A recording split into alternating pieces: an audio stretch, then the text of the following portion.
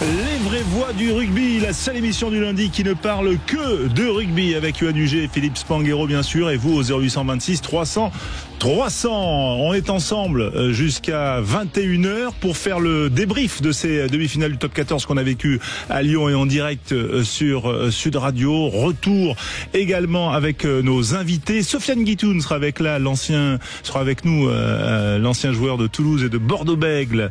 Il sera avec nous aux alentours de 20h15. Louis Picamol également, qui vivra lui aussi une finale un petit peu spéciale ce week-end, et vous comprendrez pourquoi. Et puis à 20h45, on parlera des traces que peut laisser un bouclier dans une aventure humaine, d'une équipe. Ce sera les 10 ans du titre du Stade Français 2015 avec Adrien Bononato. On en parlera avec lui, celui qui est désormais le coach de l'Algérie. Restez avec nous, bien sûr, et vous nous appelez au 0826 300 300. Sud Radio, les vraies voix du rugby. Bonsoir Yoann Huget. Monsieur. Bonsoir, bien sûr, Philippe Spanghero. Bonsoir, monsieur. Merci d'être avec nous, bien sûr, et bonjour Quentin Cabanis. On peut me dire bonsoir aussi. Bonsoir. C'est toujours le soir, mais bonsoir, vous choisissez. Oui, on varie. Il y a lumière du studio. On est fatigué aussi du week-end, attention. Ah bah oui. Ça laisse des traces.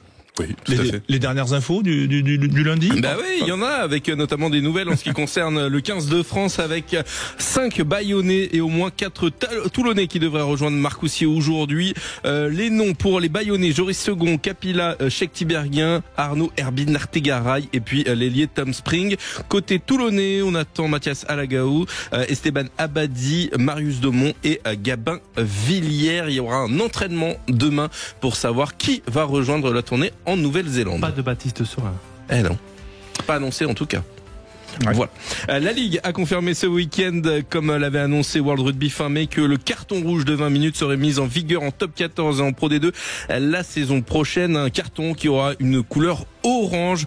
Le carton rouge et le carton jaune, eux, seront toujours appliqués. Et puis enfin, la liste des All Blacks est tombée avec 5 joueurs qui vont découvrir la sélection néo-zélandaise et quelques joueurs avec peu de sélection. Par exemple, dans les nouveaux, il y aura Oli Norris, Brody McAllister, Fabian Holland, il y aura Kirifi ou encore Tavanawai. C'était pas facile à dire. On t'a pas aidé. Non, c'était le piège. Je me suis entraîné, mais ça a pas marché. Puis sinon, il y a des joueurs qu'on connaît bien. Il y a Scott Barrett qui sera capitaine. On va aussi retrouver Mackenzie ou encore Boden Barrett. Et puis Hardy Savea sera également là, tout comme Cody Taylor. Ça fait. Cody Taylor, grosse finale. Grosse finale. Match. Oui. Vous n'avez pas vu, messieurs? J'ai pas le final des Crusaders, tu parles. Crusaders, c'était pas une grosse finale quand même. 16-13, je crois, ça s'est fait. 16-13, mais Cody Taylor, drôle d'essai. Ouais, moi j'étais en train de préparer quand même les émissions pour faire briller mes consultants. Tiens, on va. Ce mec qui me supporte. Vivant samedi 21h, je vous le dis. Voilà, samedi 21h, finale qu'on vivra bien sûr sur Sud Radio, Toulouse, Union Bordeaux-Bègles. On va en reparler tout au long de cette émission, notamment dans quelques minutes, puisque je vous le disais, Sofiane Guitoun sera avec nous, et puis il y aura Louis Picamol également pour parler de ce rendez-vous. Philippe Spanghero, quand même, ces joueurs qui viennent à Marcoussis, qui n'ont pas encore la certitude, si j'en crois les infos de Quentin. C'est pas encore fait 100% que le voyage est assuré. C'est quand même curieux, parce que ce soir, par exemple, il y avait la garden party du RCT, c'est-à-dire qu'on priverait les Toulonnais de la fête avec leurs coéquipiers pour peut-être ne pas partir en Nouvelle-Zélande.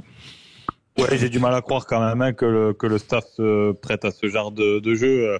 On sait à quel point les saisons sont longues et qu'on sollicite des joueurs au moment justement de la décompression. C'est quand même pour compter sur eux. Enfin, je crois. Donc, oui. Je pense que pour ceux qui ont été appelés en priorité, il n'y aura pas beaucoup de surprises dans l'annonce qui sera faite. Ouais. Est-ce que ces joueurs-là, qui vont vivre quand même un truc assez incroyable, d'aller non seulement, je pense aux Bayonnais qui ont vécu une première qualification, certes une déception parce qu'ils ont perdu en demi-finale, mais il y avait quand même la joie d'avoir accédé à ce dernier carré. Et pour les 5 là, s'ils partent en Nouvelle-Zélande, au pays du rugby, c'est quand même assez incroyable comme saison. Oui, mais même s'ils partent pas, c'est incroyable. Déjà, juste de monter à Marcoussis quand on a un simple joueur de rugby, ça fait toujours plaisir de mettre un pied, un orteil. Il faut être présent. Donc, même s'ils repartent dans leur club, le staff connaît leur nom, connaît qui ils sont. Et pour moi, il n'y a pas de pas de remise en question forcément sur le fait qu'il rentre en club après avoir été à Marcoussis. Maintenant, si pour tous les Bayonnais ils puissent partir tous ensemble au pays du rugby, ça sera une expérience incroyable, mais attention au retour du bâton avec, c'est-à-dire très peu de vacances derrière, une intersaison un peu compromise. Voilà, il y a beaucoup de choses et beaucoup de paramètres à prendre en compte. Ouais, c'est pour ça, d'après toi, que Cameron Wauquiez a notamment, on va dire, refusé sa sanction. Ouais, refusé sa sanction pour passer en commission de discipline et peut-être s'éviter la tournée entre guillemets. S'éviter la tournée, non, je pense pas qu'il veut s'éviter la tournée, c'est pour se défendre, tout simplement, parce que pour moi, il n'y a pas grand-chose sur cette quand même, sur cette action. Enfin, je peux me tromper, mais certes, il y a épaule, mais la vitesse, elle y est pas. Il prend pas 8 mètres d'élan pour. Donc, est-ce que c'est par rapport à minimiser la sanction et la mettre à une semaine et qu'il puisse partir? Je le vois plus dans ce sens-là. Ouais, souvent quand on a fait ça face aux commissions de discipline anglo-saxonnes, ça a souvent pas fonctionné. Ouais, mais on a quand même maintenant avec l'histoire de Romain derrière nous, on a notre savoir-faire et j'y crois bien sûr, et ce serait bien pour lui clôturer cette saison avec la saison qui est plutôt aboutie pour lui en club, et voilà, malheureusement deuxième partie très intéressante, et là il rentre, bon malheureusement c'est un fait de jeu, mais le joueur derrière il part pas en commotion, il y a rien de grave. Ouais.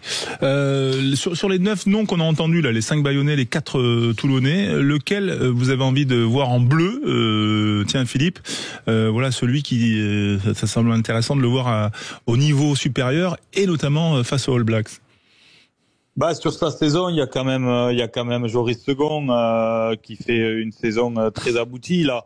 Il n'a pas eu un début de saison très facile parce qu'il a eu du mal à s'imposer. Camille Lopez était bien installé. Et puis au fil de la saison, il a pris du temps de jeu. Il a trouvé ses marques et honnêtement, je trouve qu'il a pris une certaine dimension. Donc côté Bayonnais, surtout, moi j'ai envie de voir Joris Second. Voilà. Quel jeu au pied!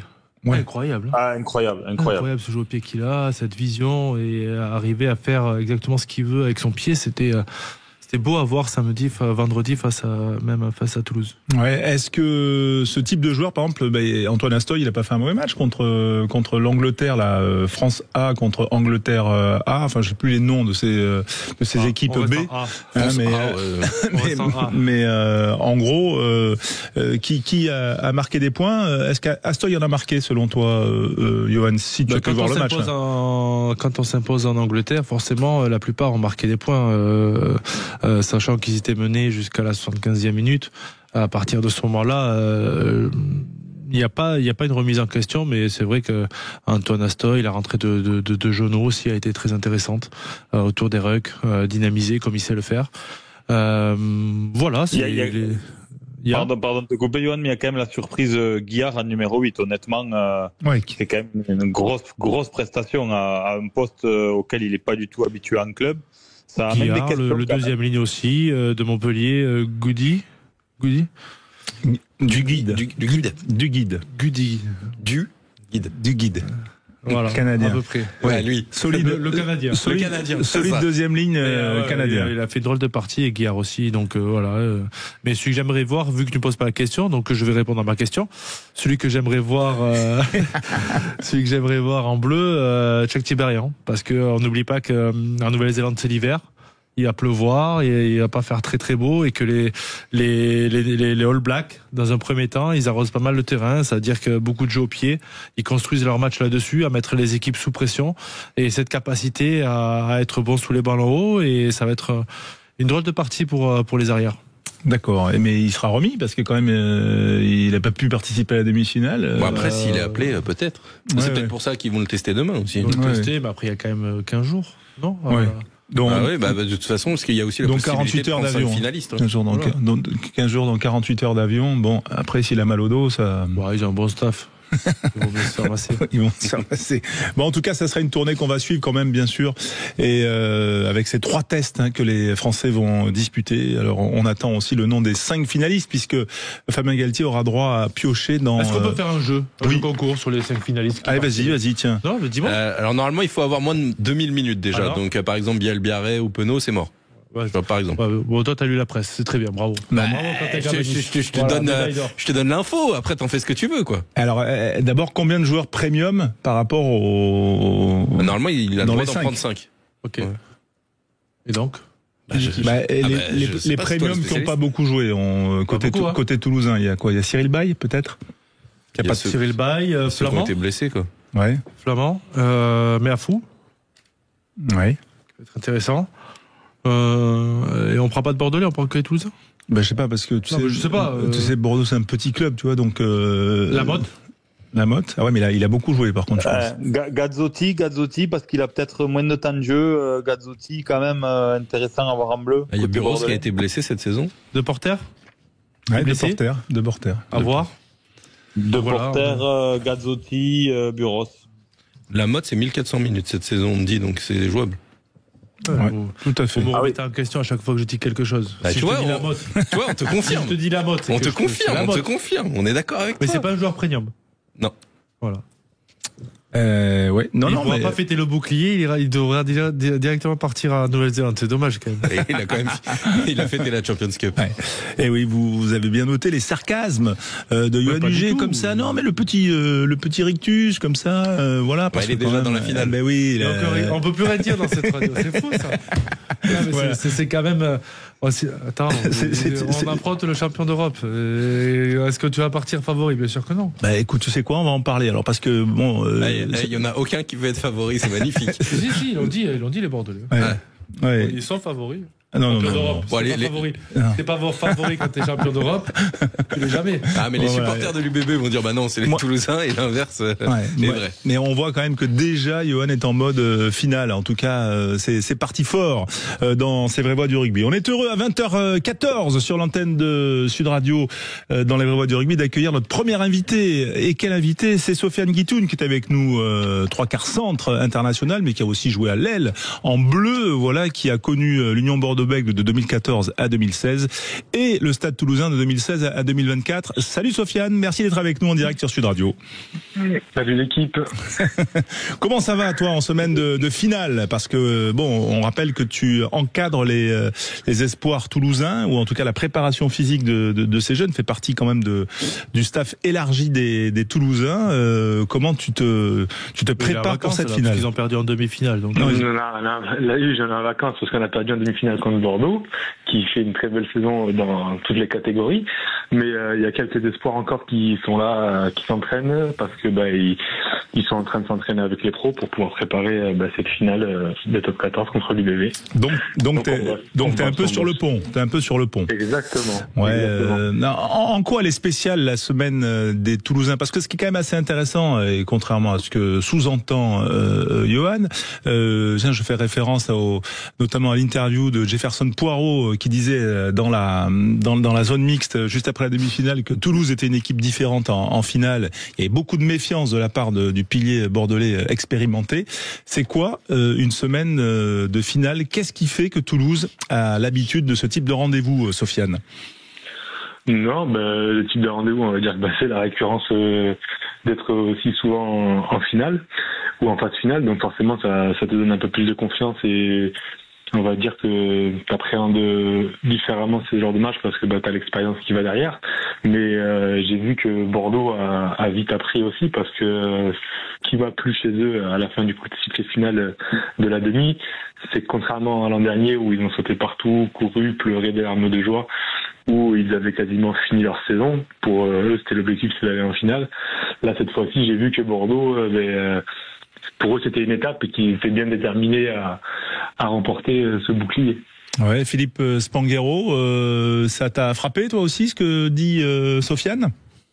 Ouais, ça m'a frappé. C'est vrai que là, on sent en une saison quand même un changement dans l'état d'esprit, dans la construction de la confiance collective de cette équipe. Honnêtement, c'est assez impressionnant quand même la bascule en une saison. Et c'est vrai qu'on se posait la question de savoir si l'UBB, par son manque de connaissance de ce type de récurrence dans la performance, allait être capable de digérer ce titre. Ils ont montré que oui en demi-finale. Après, il reste une finale. Moi, j'ai une question pour Johan et Sofiane, pour tous les deux, parce que c'est vrai qu'en fait, là, on dit des dynamiques qu'on perçoit sur le dernier mois. En effet, que l'UBB paraît plus sûr de son rugby, plus en maîtrise, et que logiquement, on peut dire que l'UBB est favorite. Et ça me surprend, parce qu'à la fois, je le comprends, mais Toulouse, on s'arrête sur cette demi-finale pas très aboutie, mais en fait, sur toutes les dernières jouées, à part celle contre le Racing, il y a toujours eu des matchs accrochés, mais malgré le score, on sentait une maîtrise plus forte. Je ne sais pas comment l'expliquer, mais est-ce que vous comprenez ce que je veux dire? Et pourquoi cette année, ça vous paraît potentiellement différent aux yeux au moins des observateurs qui, pour la plupart, mettent l'UBB favori? Johan, pour commencer, tiens. On n'a jamais fait une bonne demi-finale. Il y a tellement de pression sur ce match-là que pardon. Pour nous, le fait d'être en finale est libérateur. On se met beaucoup de pression sur cette demi parce qu'on sait que c'est un échec de perdre en demi-finale à Toulouse. Donc, par conséquent, tu parles celle du Racing, mais parce que le Racing était vraiment un ton inférieur et ils sont arrivés épuisés. Mais mis à part le Racing, le Stade n'a jamais fait une bonne demi-finale. Donc c'est pour ça qu'une fois qu'après cette étape-là elle est passée, on arrive à se lâcher, on arrive à faire jouer, on arrive à vraiment retrouver ce jeu-là. Et puis il y a tout un contexte, le club qui fait beaucoup d'efforts, le club qui nous supporte, les supporters. On sait que les supporters ont beaucoup d'attentes pour aller à Paris. C'est vraiment une fête, une ville qui rentre en communion, et on a envie d'aller au Capitole surtout. Parce que Sofiane a laissé des traces au Capitole. Sofiane Guitoun, comment t'expliques alors tout ça? Non, mais c'est vrai que je rejoins Johan. Le club met tout en place pour qu'on puisse préparer ces finales du mieux possible. Il y a toujours des petites attentions particulières, que ce soit de la famille ou des proches. On a des petits messages avant le match, histoire de faire monter encore un peu plus. Et après, il y a cette culture de la gagne qui est au Stade Toulousain depuis des années, et Johan pourra que valider. C'est que la défaite, c'est une maladie au Stade Toulousain. C'est vraiment quelque chose qu'on veut pas. Et quand t'es arrivé en finale, t'as passé une saison tellement longue que t'as pas le droit d'échouer à ce niveau-là. Maintenant, comme je dis, Bordeaux a très vite appris, et à sa tête un manager qui a beaucoup gagné avec le Stade Toulousain aussi. Donc je pense qu'il arrive bien à faire passer son message, Yannick Bru. Et les mecs en face sont réceptifs, et puis ils sont pétris de talent, ils sont jeunes, et ils apprennent vite. Ouais, il y a eu quand même une sensation au stade. Alors il faisait très chaud à Lyon vendredi soir et samedi soir, mais quand même on a eu la sensation quand même d'une fraîcheur physique qui était supérieure côté bordelais que toulousain. Est-ce que toi qui es quand même maintenant dans la chose de la préparation physique, Sofiane, est-ce que tu l'as ressenti aussi, et est-ce que et comment tu l'expliques, et est-ce que ça peut changer d'ici samedi? Ouais, après il y a eu deux dynamiques différentes. Toulouse fait une première mi-temps plutôt satisfaisante, et s'est écroulé un peu en deuxième. Et à l'inverse, Bordeaux a eu du mal à rentrer dans sa première mi-temps, où si le RCT concrétise les 2-3 actions qu'ils ont, je pense que c'est pas le même match. Après oui, Bordeaux a bien fini, a marqué à chaque fois qu'ils ont eu l'occasion de le faire. Donc voilà. Maintenant, je connais pas la préparation physique de l'UBB. Je sais que au Stade Toulousain, c'est parti en stage, ça a travaillé très très dur, et que c'est bien d'avoir cette petite semaine de stage sans match, mais il faut la digérer, et souvent ça paye pour la finale. Enfin, je l'espère. Ouais, c'est comme ça, Johan. C'est vrai qu'il y a souvent, on est un petit peu, ce manque entre guillemets relatif de rythme, doublé d'une préparation physique, fait que on n'a pas vu non plus un Toulouse très saignant, même si sur 2-3 fulgurances quand même, ils étaient quand même un petit peu au-dessus. Si on est dans la comparaison avec Bordeaux, c'est sûr tout le monde s'est fait chier face à Toulouse-Bayonne. Il faut dire les mots, et les mots sont là. Des fautes de main qui n'ont pas lieu d'être. Et ça, c'est récurrent. C'est pas que depuis Bayonne, c'est depuis Lyon, depuis Perpignan. Alors on nous explique que Toulouse n'a rien à jouer depuis des mois, mais le jeu proprement dit est moins fluide qu'à Bordeaux, et ce qu'on a pu voir sur la deuxième demi-finale. Après, je pense que le contexte du match n'était pas le même. Les Bayonnais sont venus vraiment pour taper, concasser. Ils n'ont pas fait plus de 3 passes, ils n'ont pas ouvert des ballons. Donc, sur le plan de l'engagement physique, vraiment, Toulouse a répondu présent avec une grosse défense, contrairement à ce qu'on a pu voir tout le long de l'année, où ils ont encaissé beaucoup de points. Là, bon, mis à part cet essai à la 79e ou 80e, il y a 32-18. Donc, pour gagner un match de haut niveau, c'est en dessous de 20 points si on veut rester collé. Donc, défensivement, ils sont dans les clous. Maintenant, ils n'ont plus qu'à travailler l'attaque à une semaine de jouer une finale. Et pour ça, généralement, c'est inné. Et ils vont pouvoir se lâcher, et on espère voir une grande finale assez ouverte, je pense, comme la demi. Tu penses, Philippe, qu'il fallait d'abord se rassurer défensivement, parce que Thomas Ramos en avait parlé, justement de ça. Je sais que dans ses déclarations d'avant-match notamment, il avait plus mis l'accent, par exemple, lui qui est un leader, sur plutôt du jeu d'attaque, et il avait mis l'accent sur la qualité défensive. On peut dire que Toulouse a répondu présent sur ce point, Philippe ?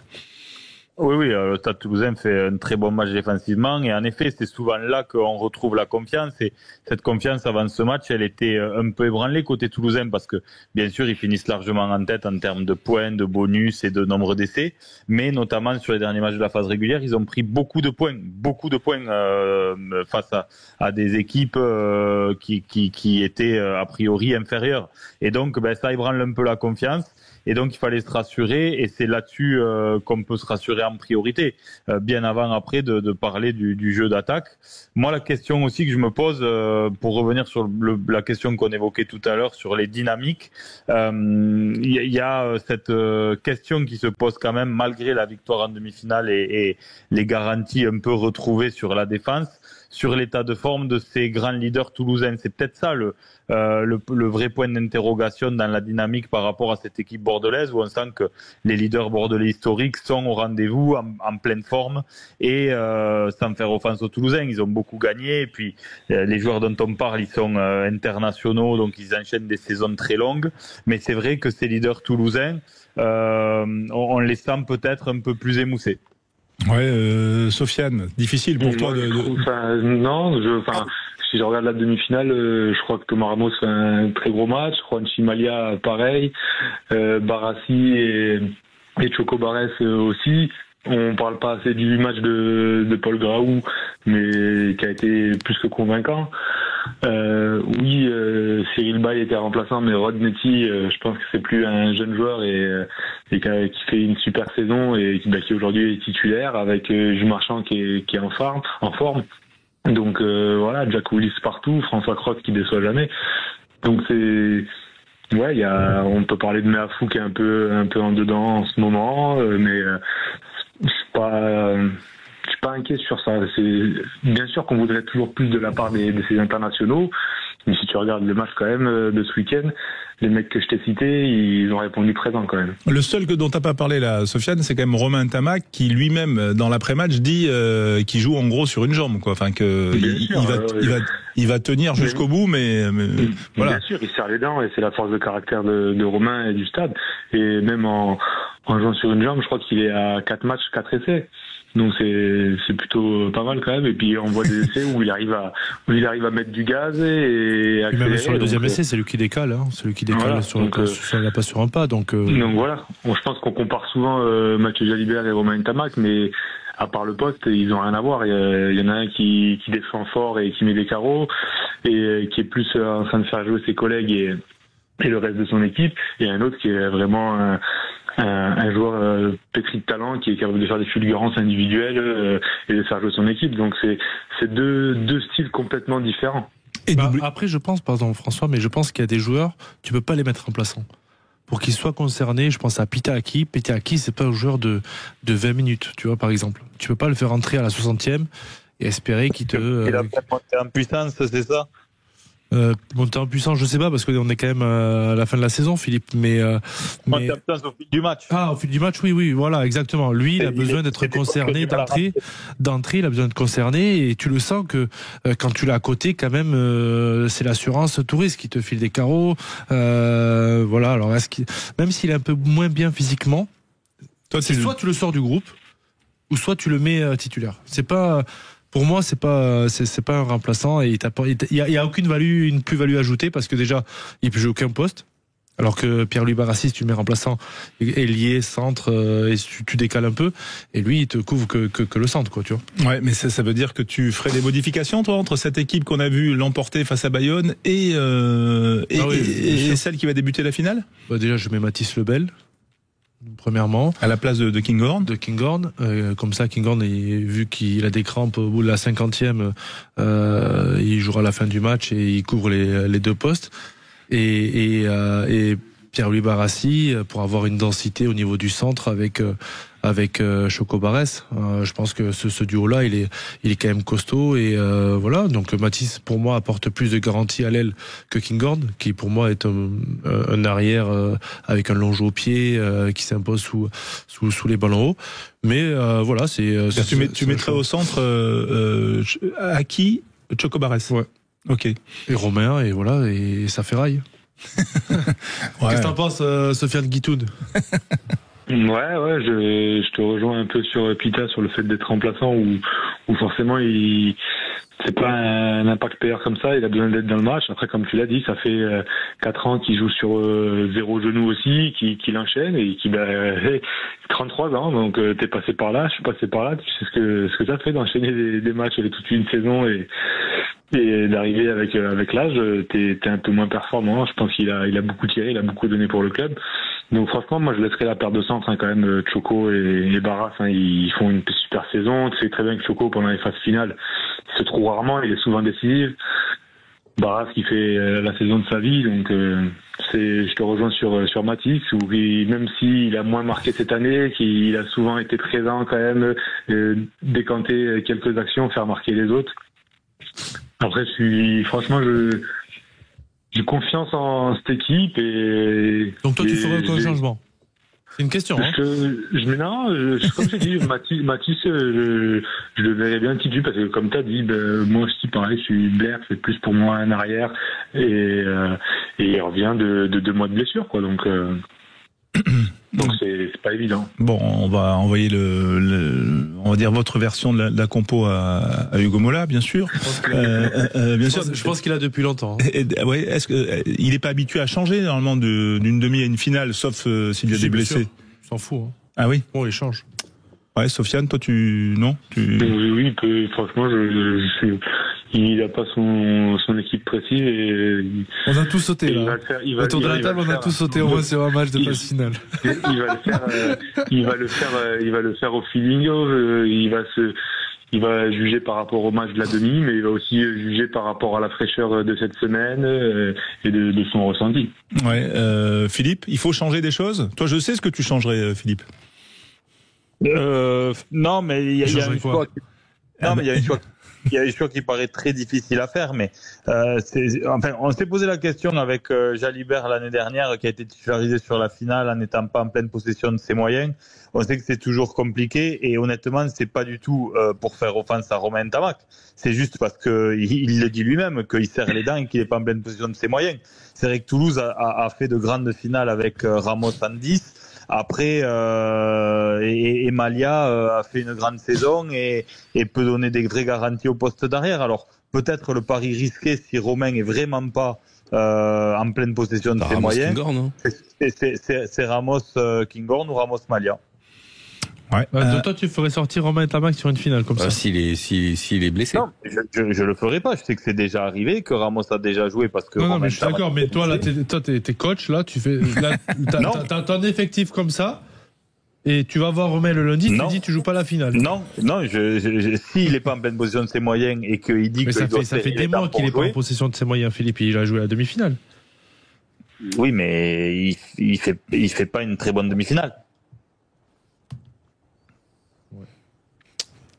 Bon, Il partage pas, Johan. Non, c'est pas que je partage pas, mais je dis quand c'est dur aussi de changer une équipe quand elle a gagné une demi-finale. C'est très dur. Tu vas voir le petit, tu lui dis, écoute, t'as gagné la demi-finale, mais t'as pas été top. Thomas Ramos a loupé 5 ou 6 pénalités face à La Rochelle en 2019. Tout le monde a dit, il faut le sortir. Hugo est allé le voir, il a dit, écoute, t'inquiète pas, tu vas jouer la finale. Il fait un 100%, il fait un drop final. Dans son management pour la confiance, c'est tout à fait compréhensible. Je parle juste de l'état de forme.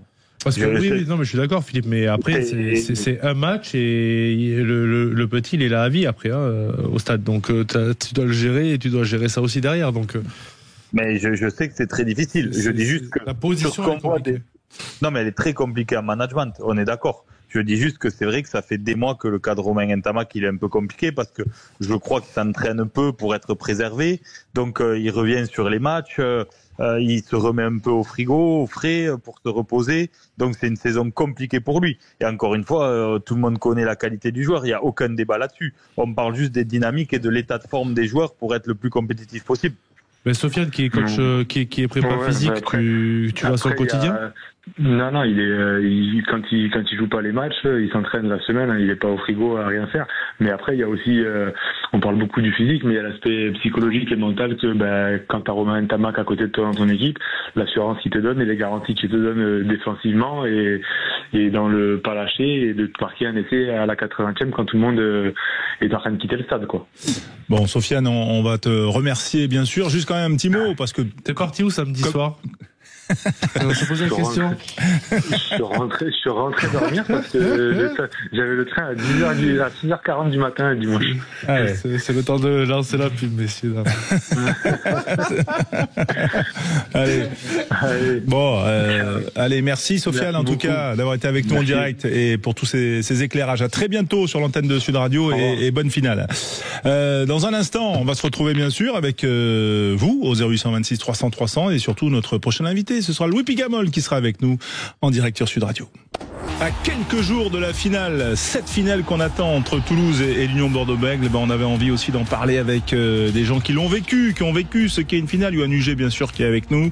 On a eu Sofiane Guitoun il y a quelques minutes, Philippe Smanguero toujours avec nous, bien sûr.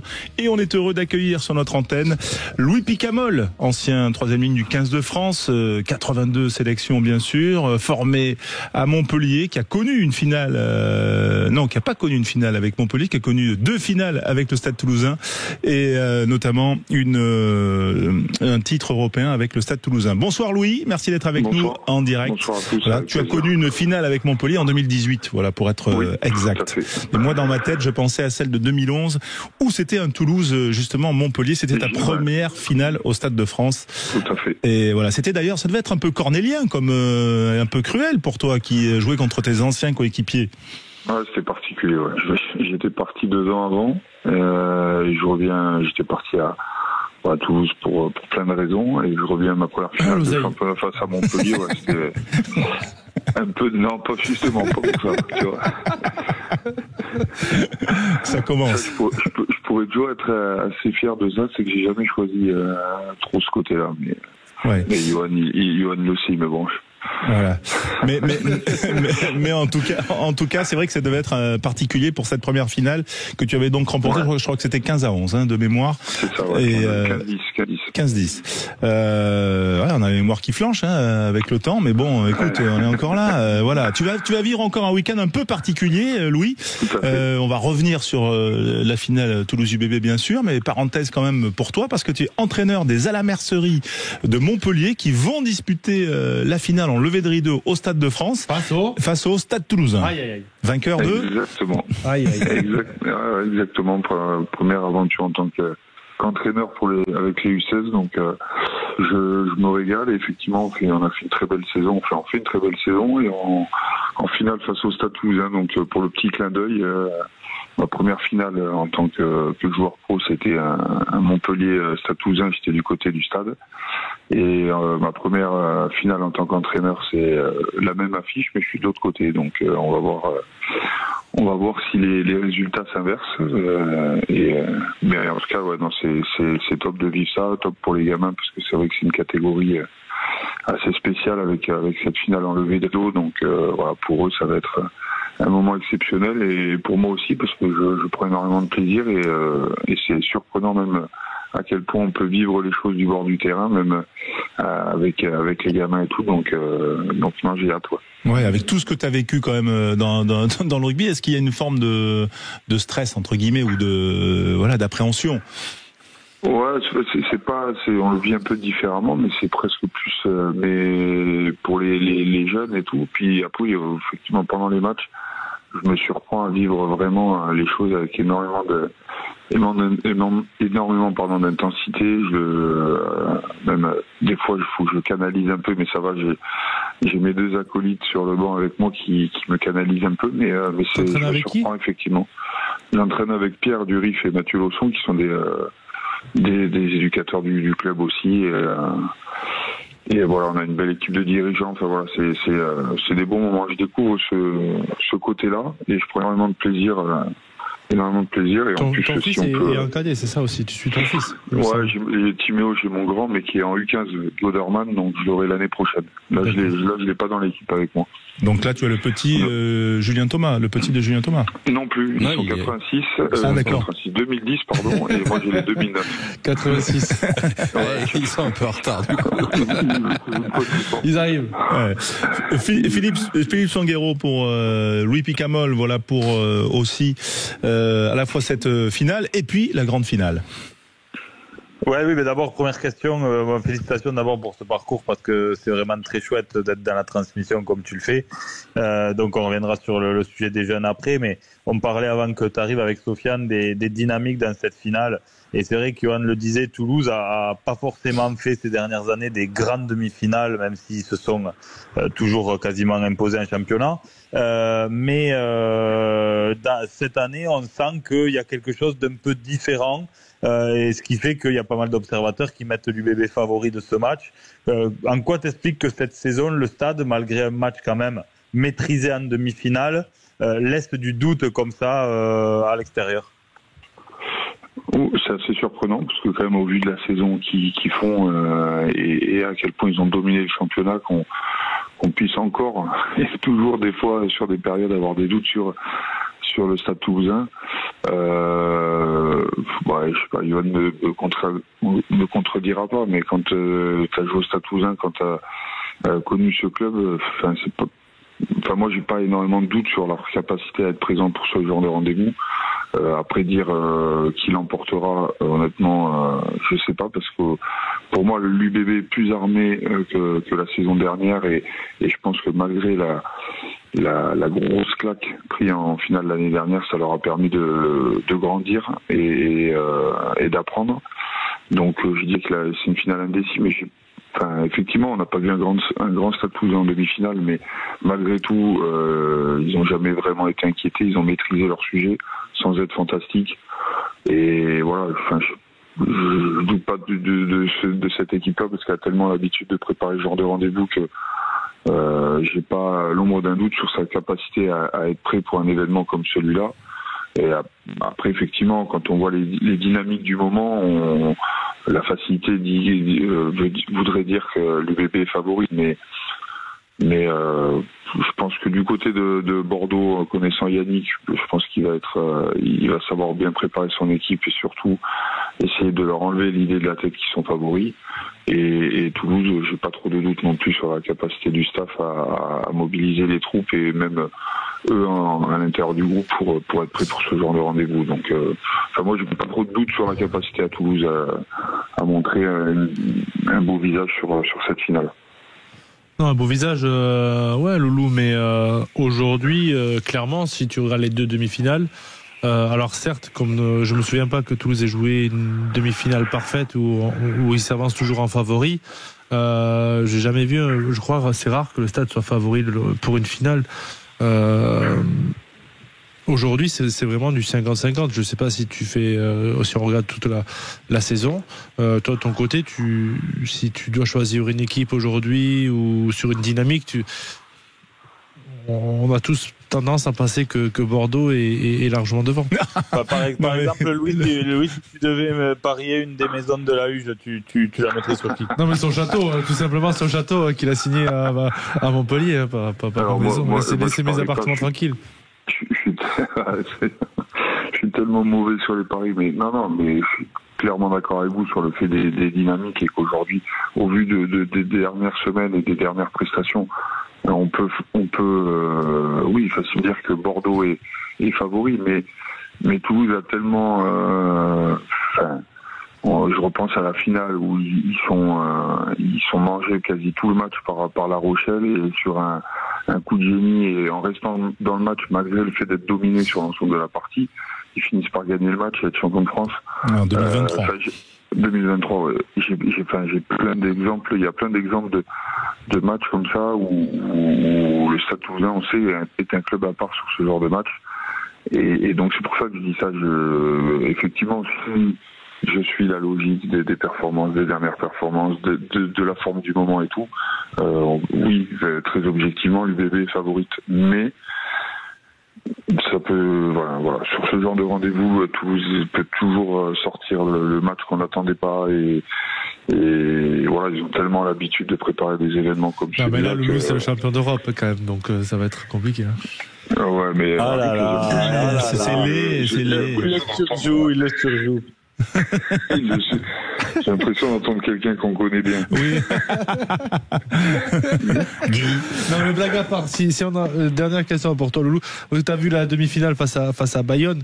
On se posait la question tout à l'heure autour de la table. Si tu penses qu'il est possible de faire un changement au vu de la finale ou tu reconduirais toi maintenant qui es coach, est-ce que tu reconduirais le même 15 de départ?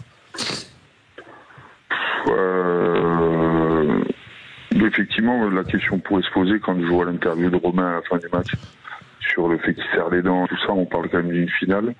J'ai entendu ce que disait Philippe, je suis assez d'accord avec lui, c'est vrai que quand on voit les dernières finales du Stade Toulousain avec Thomas Ramos en 10, la question peut se poser. Après, c'est une question aussi de management. Mais bon, après, tout dépend comment les choses sont dites et sont faites et comment ça peut être expliqué à l'intérieur du groupe. Mais ça me choquerait pas de voir effectivement peut-être un changement à ce niveau-là, même si j'y crois pas trop. Pour moi, je pense qu'il va aligner une équipe quasi similaire, mais s'il y a bien une petite surprise qui pourrait arriver, pour moi, ça peut être au poste de numéro 10. Et mais à fou, tu le laisserais encore sur le banc ou tu le ferais rentrer quand tu vois un peu la prestation du petit Josh Brennan? Ta position? C'est délicat. Moi, j'ai trouvé que il fait pas forcément une très bonne rentrée. Il est pas forcément dans une très forte dynamique. Après, tu sais que quel que soit qui démarre ou qui rentre, il va amener dans tous les cas quelque chose. Mais tout dépend de la manière dont ils vont vouloir jouer l'UBB. Si effectivement, mais à fou, tu le mettrais plus si tu veux les marquer et essayer de leur faire mal par ta densité. Si tu veux répondre un peu à la vitesse qu'ils sont capables de mettre dans le jeu, un Josh Brennan peut t'amener un peu plus de garantie qu'un Meafou. Donc tout va dépendre un peu de la stratégie qu'ils vont vouloir mettre en place sur le match, je pense. Mais c'est un peu la force aussi du stade, c'est qu'ils ont des profils qui sont complémentaires mais assez différents et ils peuvent s'adapter un peu aussi aux équipes qui jouent. Donc tout va dépendre de la stratégie, je pense que Hugo va vouloir mettre en place. Ouais. On va écouter juste un extrait de la conférence de presse de Yannick Bru, que tu connais bien aussi, Louis, on en reparlera. Et comme tu as fini ta carrière à l'UBB aussi, il n'y avait pas Yannick, mais enfin tu connais aussi Laurent Marty et ce club, et les joueurs, pour beaucoup qui étaient déjà présents. On va écouter Yannick Bru. Perso, moi, l'UBB, je m'en fous. La Coupe d'Europe, on l'a mise loin, on l'a gagnée. C'est juste notre progression dans ce championnat qui est plus dur que la Coupe d'Europe, où on va avoir notre revanche. Ces 2 derniers mois, parce qu'on retient que la fin, c'est une illusion. Je sais le respect qu'on a pour le Stade Toulousain, leur capacité de remise en question. Donc je sais que ça va être un choc triple XL, parce qu'il n'y a que des grands joueurs en face. On a aussi beaucoup de très bons joueurs. Franchement, on ne fera pas un complexe d'infériorité. Ouais, le doublé, je m'en fous, il dit Yannick, c'est vrai, Louis? Il s'en fout, peut-être que c'est pas l'objectif qu'il donne dans le vestiaire ou quoi, mais après forcément il y pense parce je pense qu'il a l'ambition de gagner ce championnat, donc ça forcément ça ferait un doublé. Après, est-ce que c'est le moteur de son discours dans la semaine? J'en suis pas sûr. Je pense que effectivement Yannick, c'est le genre de coach qui en parlera peut-être après si ça doit être fait, mais qui va pas se servir de ça dans la semaine pour motiver les mecs. Je pense pas, et puis je pense pas que ce soit un réel levier de motivation quand on arrive à ce stade-là, de dire de potentiellement faire un doublé. Est-ce que ça va être une motivation supplémentaire? Au vu de la dernière finale, au vu de l'ambition qu'a le club de Bordeaux, jouer une finale de top 14 va suffire à préparer les mecs et à trouver les motivations sans venir rajouter cette histoire de doublé. Donc je pense qu'il est sincère. Et connaissant Yannick, ça ne m'étonnerait pas qu'il parle pas beaucoup du sujet doublé dans la semaine. Ouais. Ouais. On va dire la montée en puissance, ou en tout cas la consécration quand même pour ce groupe que tu as vu. On a vu un triplé de Maxime Lamotte, on a vu un Mathieu Jalibert quand même en pleine possession de ses moyens, complètement épanoui quand même si il y a une ou deux erreurs, mais en tout cas il y a une marque forte de ces joueurs-là que tu as connus, que tu as croisés, avec qui je pense ça s'est bien passé quand tu as été à l'UBB. Est-ce que ça te surprend ou est-ce que tu penses qu'ils peuvent encore faire mieux et même peut-être battre le Grand Toulouse? Ça ne me surprend pas du tout de les voir à ce niveau-là. Ça ne me surprend pas du tout. On voit bien l'apport qu'a amené Yannick et son staff dans cette équipe et la capacité à faire mettre les joueurs dans des bonnes conditions, en confiance pour qu'ils puissent s'exprimer. On le voit. L'exemple peut-être le plus concret, c'est Mathieu. Mathieu, on aime, on n'aime pas. C'est un joueur un peu clivant. Moi, je fais partie de ceux qui adorent ce genre de joueur, mais qui a besoin de sentir une certaine confiance et légitimité de par le groupe et de par son staff. Et il est capable de faire des choses que peu de joueurs en France, voire même au monde, est capable de faire. Et quand il est dans cet état de grâce, c'est vrai qu'il est difficilement arrêtable. Et pour moi, la différence, peut-être par rapport à la saison dernière, c'est leur paquet d'avant. Je trouvais un peu fragile la saison dernière. Et je me souviens qu'avant la finale, je disais que j'avais du mal à imaginer Bordeaux l'emporter parce que je trouvais Toulouse tellement supérieur au niveau du paquet d'avant. Et pour moi, ce sera encore la clé du match samedi. Et je trouve que cette saison, Bordeaux a passé un cap à ce niveau-là et a une réelle capacité à rivaliser avec Toulouse. On l'a vu sur la demi-finale de Champions Cup. Et c'est ce qui peut faire la différence, parce qu'après, si on revient sur ce que disait Lahuche tout à l'heure, et il a pas tort, sur les formes du moment, on a quand même une ligne de trois quarts qui est en confiance du côté de Bordeaux, qui joue bien son rugby, et si les avants arrivent à dominer comme ils ont pu dominer ces dernières semaines, effectivement Bordeaux va être difficilement prenable.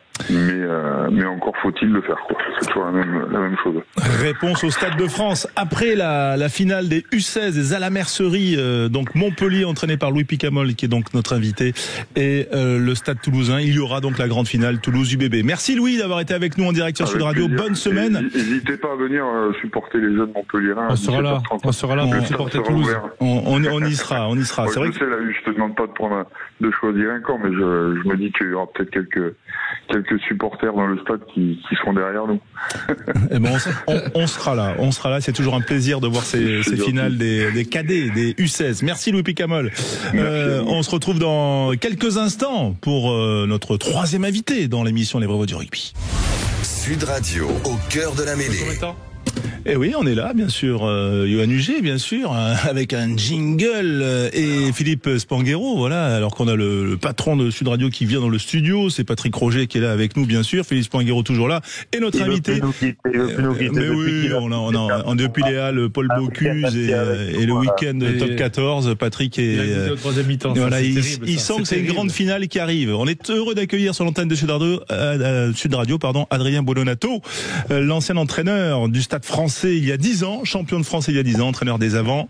Salut Adrien, merci d'être avec nous en direct. Salut messieurs, bonsoir Philippe, bonsoir François. Ouais, parce que c'est vrai que c'est une semaine de finale quand même, et il en reste toujours quelque chose quand on gagne une finale. 10 ans après, le Stade Français certes avec une saison difficile, mais ça reste un peu un patrimoine qu'on n'efface pas dans un groupe. Ah non, ça reste. Surtout que nous, on n'en a pas gagné beaucoup. On n'est pas Toulouse. Donc, quand on en a une, effectivement, on s'en rappelle et on la célèbre. Donc, on l'a célébré il y a quelques semaines de ça, à l'initiative d'anciens membres du staff et des joueurs qui ont organisé des festivités. Ouais. Voilà, donc ça veut dire que vous regarderez pas la finale ensemble quand même. Que les festivités, c'était avant. C'était avant. Voilà. Mais en tout cas, ça fait 10 ans. Voilà, ça passe vite. Ouais. Voilà, comment on dirait. Comment tu vois toi cette finale 2025, 10 ans plus tard? D'abord, qu'est-ce que toi, ton œil de coach, est-ce qu'il y a des choses qui ont beaucoup évolué en 10 ans, selon toi, de ce que tu perçois, Adrien? Ouais, je trouve que ça a beaucoup évolué. Je trouve que le jeu est. Si on reparle de la finale d'il y a 10 ans, elle était odieuse. C'était un 12-6 contre Clermont, un match un peu violent même. Tu vois, c'était pas terrible, quoi. Voilà, donc c'est un autre rugby, une autre histoire. Et quand je compare avec le rugby qu'on voit aujourd'hui, puis avec les deux équipes qui sont en finale, je pense que c'est totalement différent. Et j'écoutais ce que disait Louis juste avant, et je partage totalement son opinion. On a vraiment deux lignes de trois quarts qui sont qui sont en pleine bourre, avec des oppositions de style, deux paquets d'avant qui ont dominé, et effectivement une vraie montée en puissance du pack bordelais. Puis moi je trouve deux numéros 10, ça va être très riche à regarder. J'ai trouvé Mathieu Jalibert excellent dans sa vitesse de prise de décision, dans ses choix. Donc j'ai hâte de voir ça. Ouais, je trouve que ça va être une belle finale, et c'est une finale qui me paraît logique. On était très content de voir les Bayonnais avec cet enthousiasme en demi-finale, de voir Toulon qui revient sur le devant. Mais voilà, mais c'est quand même les deux belles équipes qui se retrouvent là, je trouve. Et comme Yohan Huget, toi tu mets l'UBB favori? Je suis nul à ça. je veux pas me faire. Non, ne réponds pas, je réponds pas. C'est une perte de temps. Non, je veux me régaler, voilà, et ce sera chouette à voir, et puis ce sera riche, quoi. Mais non, j'ai pas de favori, et je crois pas aux histoires de revanche non plus, et de même que je crois pas au doublé comme motivation. Juste pour l'anecdote, j'ai eu Mamad Diaby il y a 10 jours de ça. Il revenait, il m'amenait sa médaille. Mamad Diaby, pardon, mais que t'as formé. Enfin, je veux dire, tu l'as eu. Je crois que t'étais au Racing à ce moment-là, à la formation au Racing, au Stade Français. Au Stade Français d'abord, et ensuite au Racing, ouais. Et en fait, il était bien sûr content d'être champion d'Europe, d'avoir gagné la grande Coupe d'Europe, mais dans sa tête, c'était déjà, nous, on est basculé, on va être champion de France, quoi. Et je pense que le Brennus, c'est pas le faire doubler, c'est la conséquence de gagner les deux compétitions. Mais je pense pas que ce soit une fin en soi. Et je pense vraiment qu'il court après ce Brennus, moi. Donc, je le souhaite vraiment de tout cœur, mais ouais, je pense que ça va être assez indécis, en tout cas. Je le souhaite, ouais. Ouais, de vivre aussi l'après-match. Voilà. Philippe Spanghero, petite question pour Adrien Bolonato. Oui, Adrien, mais justement, alors tu veux pas te prêter au jeu du pronostic, et on comprend. On a parlé quand même largement là dans l'heure qui vient de s'écouler des dynamiques en présence. Même question qu'à Louis. Qu'est-ce qui fait que selon toi, particulièrement cette saison, on peut avoir de l'extérieur du doute sur le Stade Toulousain malgré leur expérience des finales, malgré la force collective de cette équipe par rapport aux saisons précédentes? Parce que tout à l'heure, je sais plus qui disait que le Stade a rarement été favori en finale, et j'étais pas trop d'accord, parce que globalement quand même, enfin moi à titre personnel, j'ai toujours vu le Stade plus fort, plus sûr de son rugby à l'approche des finales. Moi, je partage ton avis, c'est-à-dire que, en tout cas, dans les années qui sont écoulées, tu avais toujours des joueurs qui ont cette habitude de ces moments-là, et donc qui ne survivent pas l'événement. Je veux dire qu'ils le surjouent pas, quoi. Ils sont là, il faut gagner des titres, et ils sont programmés pour ça, quoi. Et je pense que Bordeaux, est rentré dans cette dynamique d'équipe tueuse, d'équipe capable de se focaliser pour gagner un événement. Et d'expérience, on en a fait quelques-unes finales. Il y a souvent, avant de la jouer, tu penses à l'après, qu'est-ce que ça changera dans ma vie d'être champion, ou des choses comme ça. Je pense qu'ils ils sont dans une autre démarche maintenant. Ils sont qu'est-ce que je dois changer dans ma vie pour être champion, quoi. Et j'ai l'impression qu'ils vont pas le vivre avant de la jouer. Je vois Toulouse comme Bordeaux comme ça aujourd'hui. Et moi, avec des vraies mentalités de champion, des vraies mentalités de gagne, de tueur dans les moments importants.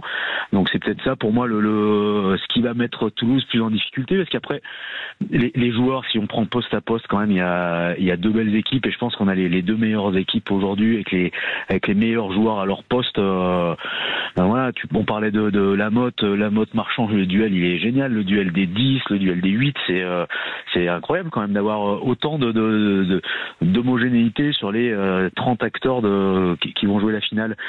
Donc moi je trouve vraiment en tout cas que j'ai l'impression qu'ils sont passés dans une mentalité pas d'outsider mais de machine à gagner, Bordeaux. Voilà.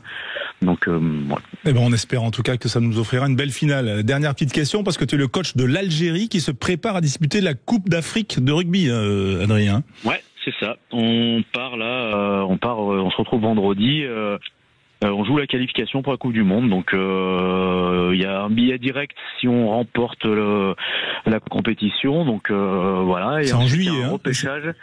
C'est en juillet, ouais, du 5 au 21 juillet en Ouganda. Et voilà. Écoute, l'an dernier on est allé en finale, donc si on va en finale cette année, ça nous met dans le tournoi de repêchage qui aura lieu à Dubaï en novembre. Et on aimerait s'éviter ce tournoi de repêchage et aller direct tamponner le billet. Donc voilà, juste un petit merci aussi, en profiter parce que on est une petite nation assez récente et les managers de clubs, que ce soit de Top 14 ou de Pro D2, ont joué le jeu, n'ont pas mis de pression sur les joueurs parce qu'on a sollicité évidemment les meilleurs joueurs en France pour nous rejoindre et on a eu de l'écoute et de la compréhension. Donc voilà, je pensais à Bayonne puisque Nadir Megdoud participe, mais à Brive aussi, Hugo Verdu, Issa Mamel. Donc voilà, c'était pas toujours le cas et aujourd'hui ils nous ont accompagnés dans cette démarche. Donc c'était un problème, il y a Sofiane Guitoun aussi qui est en vacances. Je sais qu'on a évoqué, je sais pas si sera après, on se le réserve pour la grande coupe. Merci en tout cas Adrien Buonannato. 10 ans après le Brennus du Stade Français, voilà. Tiens, je me souviens de la fête du Stade Français. Vous aviez croisé Michael Jordan dans la nuit parisienne il y a 10 ans. Ouais, c'est ça la nuit des champions. Qui se faisait prendre en photo devant le Brennus. Ouais. C'est sympa. Ouais. Ouais, c'était ça il y a 10 ans. En tout cas, on aura une belle finale samedi sur Sud Radio. Merci d'avoir été avec nous, Adrien. Merci messieurs, Johan et Philippe, bien sûr, Quentin, les Quentin, Cabanis et Fredon. À suivre, bien sûr, Jacques Pessy, les clés d'une vie, bien sûr, l'invité Julien Clerc. Bonne soirée sur Sud Radio.